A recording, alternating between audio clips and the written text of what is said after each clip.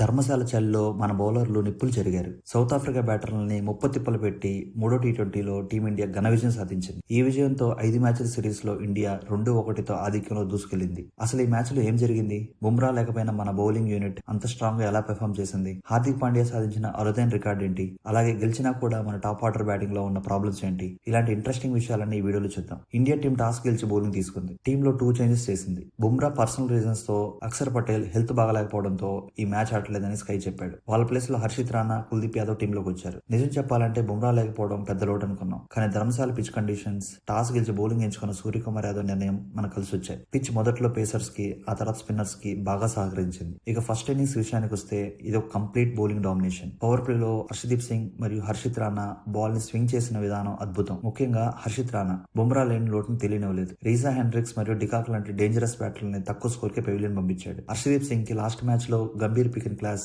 బాగా వర్కౌట్ అయినట్లుంది. ఈ రోజు మాత్రం బౌలింగ్ లో నిప్పులు చెరిగాడు. బాల్ ని ఇన్ స్వింగ్, అవుట్ స్వింగ్ చేస్తూ సౌత్ ఆఫ్రికా బ్యాటర్స్ కి ఊపిరాడనివ్వలేదు. ఈ రోజు హర్షదీప్ మ్యాచ్ ఫిగర్స్ చూస్తే మీరే షాక్ అవుతారు. 4 overs 13 runs 2 wickets. Last match లో ఏకంగా 9 వైడ్లు వేస్తే ఈ రోజు ఒక్క వైడ్ కూడా వేయకుండా టోటల్ రన్స్ 13 ఇచ్చాడంటే ఎంతలా చెలరేగాడో అర్థమవుతుంది. ఈ మ్యాచ్ లో హార్దిక్ పాండ్యా తన టీ20 ఇంటర్నేషనల్ లో 100 wickets మైల్ స్టోన్ చేరుకున్నాడు. బ్యాటింగ్ మరియు బౌలింగ్ లో అద్భుతమైన రికార్డ్స్ ఉన్న ఎలైట్ ఆల్రౌండర్ లిస్ట్ లో హార్దిక్ పాండ్యా చేరిపోయాడు. తన బౌలింగ్ వేరియేషన్స్ తో సౌత్ ఆఫ్రికా మిడిల్ ఆర్డర్ నడ్డివిరిచాడు. మరోవైపు స్పిన్నర్లు వరుణ్ చక్రవర్తి, కుల్దీప్ యాదవ్ మిడిల్ ఓవర్ లో పరుగులను కట్టడి చేశారు. South Africa captain Aiden Markram ఒక్కడే క్రీజ్ లో పాతుకుపోయి ఒంటరి పోరాటం చేశాడు. అతని మిగతా బ్యాటర్ల నుంచి ఏమాత్రం సపోర్ట్ దొరకలేదు. చివరికి సౌత్ ఆఫ్రికా 117 పరుగులకి కుప్పకూలింది. మన బౌలర్లు అందరూ తలో 2 వికెట్లు తీసుకోవడం ఇది టీం ఎఫర్ట్ అని నిరూపించింది. 118 పరుగులు టార్గెట్. టీ20లో చాలా చిన్న స్కోర్ అనిపించచ్చు. కానీ ఇలాంటి పిచ్ల మీద ఆరంభంలో వికెట్లు పడితే ప్రెషర్ పెరుగుతుంది. కానీ మన ఓపెనర్ అభిషేక్ శర్మ ఆ ఛాన్స్ ఇవ్వలేదు. అభిషేక్ క్రీజ్ లోకి రాగానే తన ఇంటెంట్ ఏంటో క్లియర్ గా చెప్పేశాడు. కేవలం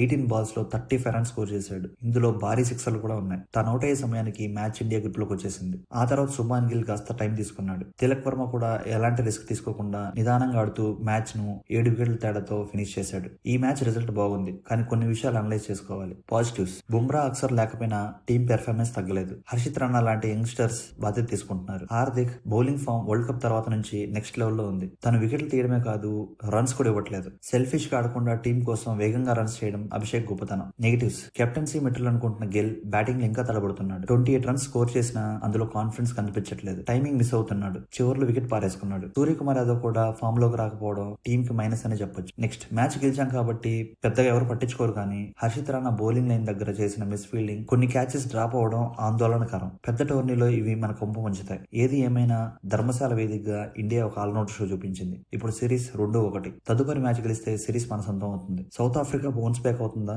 లేదా ఇండియా సిరీస్ సీల్ చేస్తుందా చూడాలి. Thank you for watching.